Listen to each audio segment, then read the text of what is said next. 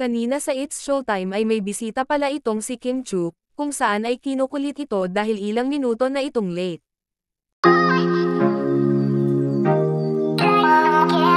Binisita nga itong si Kim Chu kung saan ay kinukulit na itong si Kim ng kanyang bisita.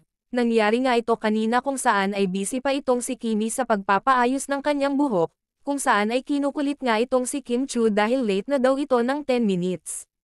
Ang naturang bisita nga ni Kim ay hindi si Paolo Avellino kundi si Vicky Bello, kung saan ay pabalik-balik ito kay Kim, dahil late na daw ito. Sa video nga ay makikita si Vicky Bello na pumasok sa dressing room ni Kim, habang inaayusan pa itong si Kim Chu. Hello,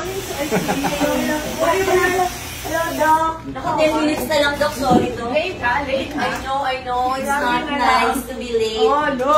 OMG. Doc, I'll give you a little bunny. I know malayo siya sa mga Hermes bags. But I wear it ha. Kami yung Scarlett. Oh my God. I'll send it. It's very cute. How are you doing with this?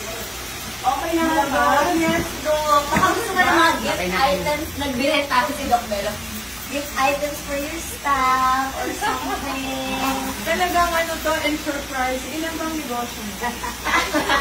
Marami. Isa lang, Doc. That's it? Okay, I'll see you later.